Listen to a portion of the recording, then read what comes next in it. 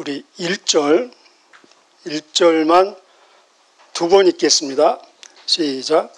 여호와께서 모세와 아론에게 말씀하셨습니다.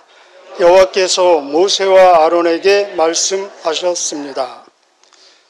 혹시 기억하시는 분 있을는지 모르는데 1장, 2장, 3장, 4장, 내일까지 5장까지도 모든 장의 첫 절이 하나님의 말씀으로부터 시작이 됩니다. 하나님께서 모세에게 혹은 모세와 아론에게 말씀하셨다로 시작이 됩니다. 천지 창조가 하나님의 말씀으로 되어진 것처럼 하나님의 일은 하나님의 말씀으로부터 시작이 됩니다. 지금도 살아 역사하시는 하나님께서 우리 각자에게 큐티할 때, 기도할 때, 말씀 볼 때, 또 우리의 삶의 자리에서 말씀하실 것입니다. 그런데 이 공동체에서는 지도자에게 말씀을 주심으로 그 공동체의 질서와 조화 또 통일성, 하나됨을 이루어 가시는 모습을 볼 수 있습니다. 오늘 본문도 1절 본 것처럼 그리고 17절에도 하나님께서 말씀하셨다 나오고 있습니다. 오늘 본문은 그렇다면 무엇이 하나님의 일인가? 하나님께서 말씀하신 내용이 무엇인가? 우리 계속 들었죠. 성막이, 해막이 이들의 삶의 중심이었다. 오늘 하나님이 주시는 말씀은 이 해막이 옮길 때에 누가 어떻게 이 모든 것들을 포장할 것인가, 그리고 누가 어떻게 이 모든 포장된 것을 운반할 것인가를 하나님께서 자세하게 결정해 주시고 또 선별해 주시고 말씀해 주시는 내용들입니다. 다 이 레위의 자손들이겠죠. 그런데 포장은 아론과 그의 아들들, 즉 제사장들만 할 수 있습니다. 그리고 이미 포장된 그 성물들을 이 레위의 세 아들의 자손들이 하는 것을 볼 수 있습니다. 우리 본문이 중략이 됐으니까 우리 위에다 한번 적어 두실래요? 레위의 세 아들들 이름이 고핫과 게르손과 므랄입니다. 이것은 장자, 차자, 막내 순서 아닙니다. 하나님께서 정하신 순서입니다. 고핫, 게르손, 므랄이. 그래서 오늘 본문은 고핫만 나옵니다.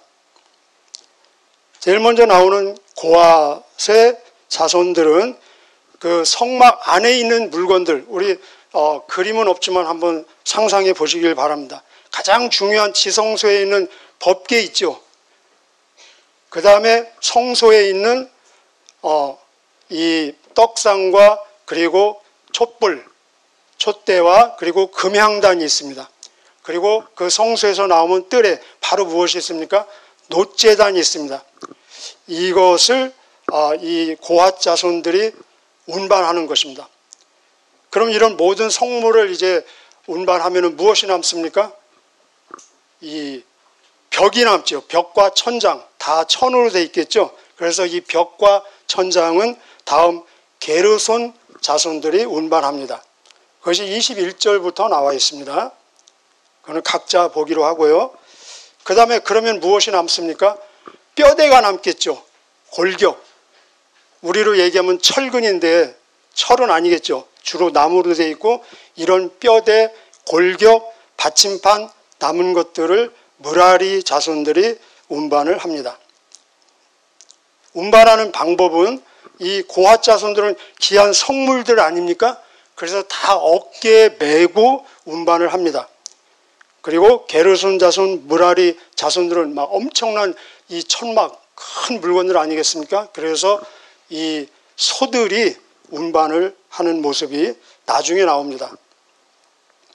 자, 그래서 이 5절부터 14절까지는 포장하는 내용들이에요. 포장하는 특별히 성물들을 하나만 예로 보겠습니다. 5절부터 6절까지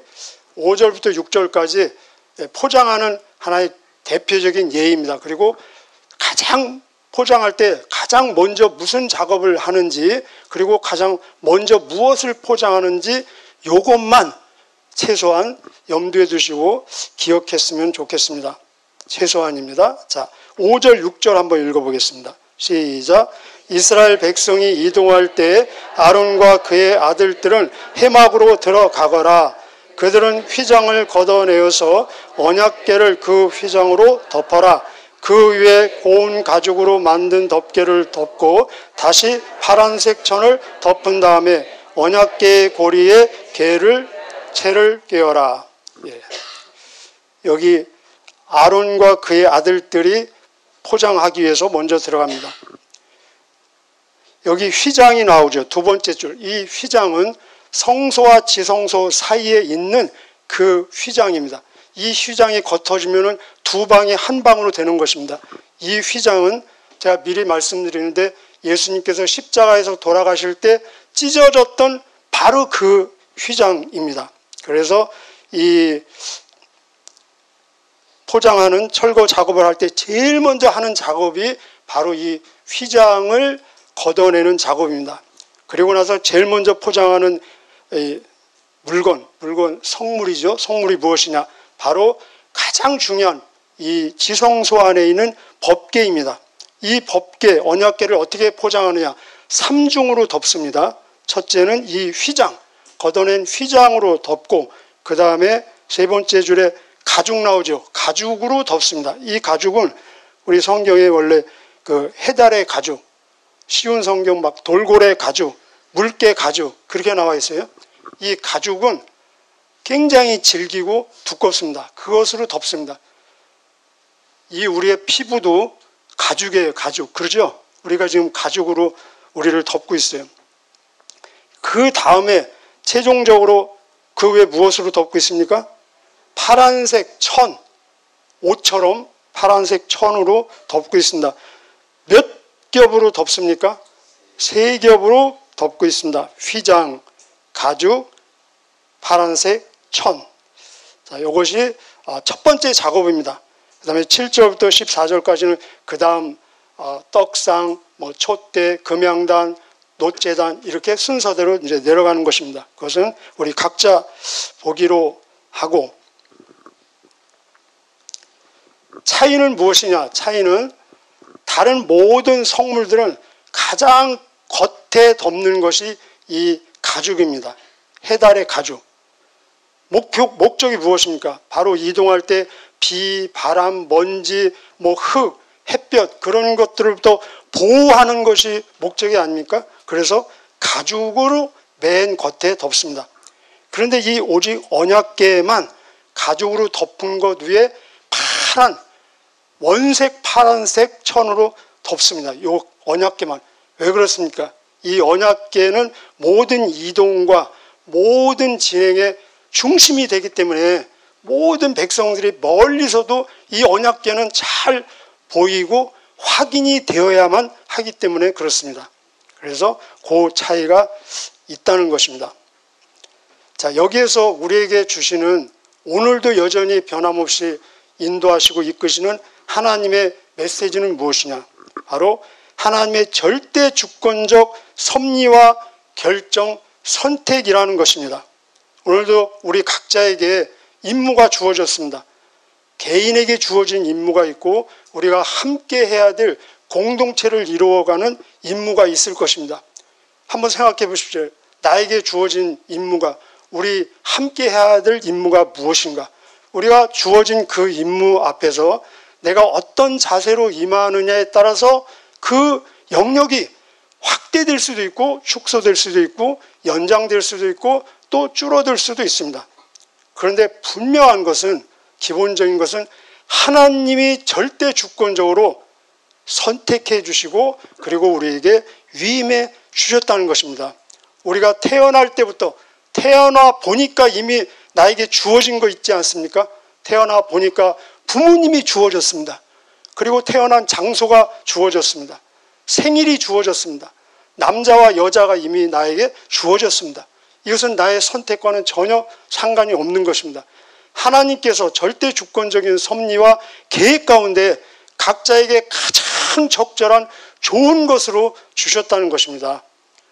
여러분, 오늘 이 시간 내 선택과 전혀 상관없이 하나님께서 결정해서 주신 그것들을 연상하시면서 한번 고백 한번 해볼까요?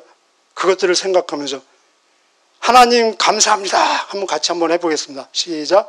하나님 감사합니다. 진짜입니까? 이 말씀은 하나님의 말씀입니다. 그래서 하나님께서 말씀하시기를, 성경에 말씀하시기를 놀랍지 않습니까? 에베소 1장 4절 5절에 하나님께서 창세 전에, 창세기 1장 1절 그 전에 우리를 예수 안에서 선택하시고 그분 앞에서 거룩하고 흠이 없게 하시려고 그분의 예정 가운데 예수 그리스도를 통해서 우리를 하나님의 아들, 딸들이 되게 작정, 예정하셨느니라 이렇게 말씀하고 계십니다. 예수님도 말씀하시기를 너희가 나를 택한 것이 아니라 내가 너희를 택하였나니 이는 너희로 가서 열매를 맺고 그 열매가 항상 있어 너희가 무엇이든지 내 이름으로 아버지께 구하는 것은 받게 하려 함이니라 라고 말씀하십니다. 이 말씀은 지금도 유효합니다. 예수님의 이름으로 구하시기를 바랍니다. 그러면 주시겠다는 것입니다. 자, 이 말씀을 통해서 우리에게 주시는 하나님의 마음이 있다는 것입니다. 우리 한번 같이 해보실까요? 하나님의 마음. 자녀들은 부모의 마음을 알아야 되지 않겠습니까? 성장한다는 것은 부모의 마음을 알아간다는 거죠. 태어난 아기가 어떻게 부모의 마음을 알 수 있겠습니까? 커가면서 알 수 있는 것이죠. 오늘 이 내용을 통해서 하나님의 마음은 이 성막이 무엇을 의미합니까? 해막. 하나님의 임재, 하나님이 임하시고 하나님이 함께 하시고 하나님이 동행하시고 하나님이 공급하시고 하나님이 보호하시고 이 이동한다는 것은 하나님도 같이 이동하는 것입니다. 그 사막 속에서, 떼약볕 속에서 같이 움직이는 거예요. 하나님도. 그런데 여기 보면은 언뜻 글자로 보면은 막 무시무시한 경고하는 것 같습니다. 만지지도 말고 보지도 말라. 만지면은 죽을 것이다. 보면 죽을 것이다. 우리 한번 보실까요? 15절 한번 읽겠습니다. 시작. 진이 이동할 준비가 다 되었으면 아론과 그의 아들들은 거룩한 물건들과 거기에 딸린 그 모든 기구들을 다 쌓아놓아라. 그런 다음에 고앗 자손이 와서 그것들을 옮겨라. 그러나 그들 역시 성물에는 손을 대지 말도록 하여라. 손을 대는 날엔 죽을 것이다. 다 얼마나 조심성이 있어야 되겠습니까? 내가 지금 이게 어깨에 메고 가는데 그 막대기만 만져야지 그 옆에 조금만 만져도 죽어요. 얼마나 조심해야 되겠습니까? 그러잖아요. 그죠? 뭐 1m 떨어져 있는 것도 아니고 바로 자기 몸 옆에 있는데 손대면 죽는데요. 자, 다음 페이지 한번 넘어가 보실까요? 또 17절에 여호와께서 모세와 아론에게 말씀하셨습니다. 18절 같이요. 시작. 고앗 자손이 레위 사람 가운데서 끊어지지 않게 하여라. 이게 하나님의 마음입니다. 끊어지지 않게 하여라. 부모님의 마음은 대가 안 끊어지기를 원하잖아요. 영적인 대가.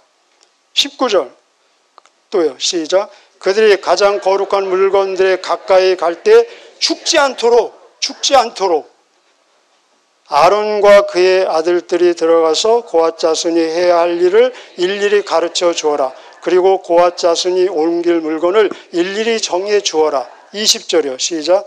고앗 자손은 성소에 들어가서 잠깐 동안이라도 거룩한 물건들을 보아서는 안 된다. 그러면 죽을 것이다. 봐도 안 되고 만져도 안 되고 그러면 죽는다. 조심해라. 무슨 경고, 협박, 위협이 아니라 하나님의 마음이 무엇입니까? 하나님은 살기를 원하신다는 것입니다. 자녀를 향한 부모의 마음이 많이 있지만 그 마음을 하나로 압축하면은 자녀가 잘 사는 게 부모의 마음 아닙니까? 잘 행복하게, 기쁘게, 보람된 풍성한 삶을 사는 것이 부모의 마음이죠. 하나님의 마음이 그렇다는 것입니다. 그래서 예수님도 내가 온 것은 너희로 생명을 얻되 풍성한 삶을 풍성한 생명을 얻게 하려 함이니라 라고 말씀하고 계십니다. 그렇습니다. 우리를 향하신 하나님의 마음은 이 생명을, 풍성한 생명, 누리는 생명, 새로운 생명을 살기를 원하신다는 것입니다. 그러면 이 생명이 우리에게 어떻게 주어졌느냐? 결국은 예수님을 통해서 주어졌다는 것입니다. 세 번째, 여러분 적으십시오. 성전으로 오신 예수님이라는 것입니다. 예수님이 직접 말씀하셨습니다. 이 성전을 헐라, 내가 3일 안에 일으켜 세우리라. 이는 성전된 자기 육체를 향해서 말씀하시니라. 요한복음에 나오고 계십니다.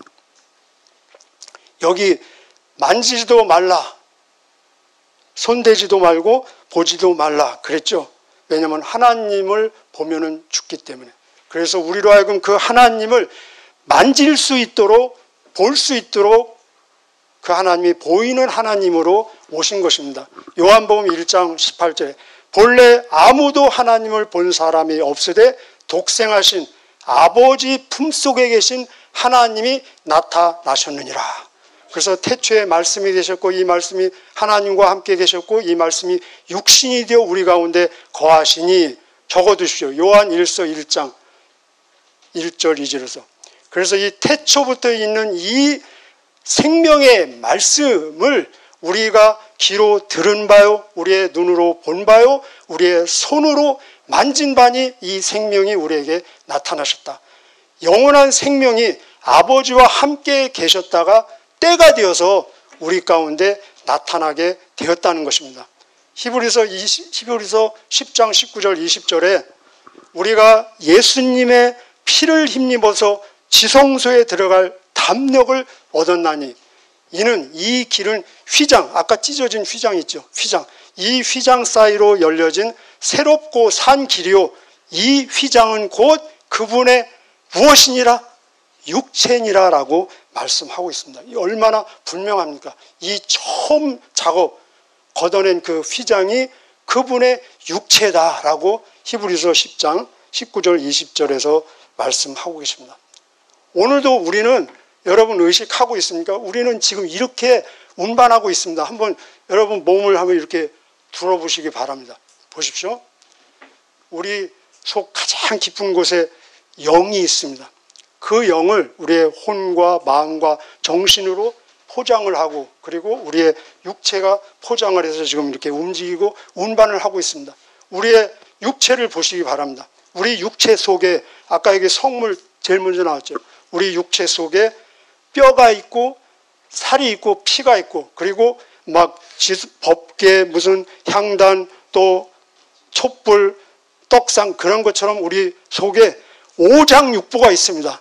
오장육부거든 이거요. 그런데 그것을 여기 가죽 나오죠. 이 가죽이, 고운 가죽이, 여러분 가죽 한번 보시기 바랍니다. 곱습니까? 이 고운 가죽이 잘 덮고 있어요. 그리고 이 가죽을 또 이 천으로 덮고 있습니다. 그래서 고린도 후서 4장 7절에는 이 보배를 우리가 질그릇으로 담고 있다라고 말씀하고 있습니다.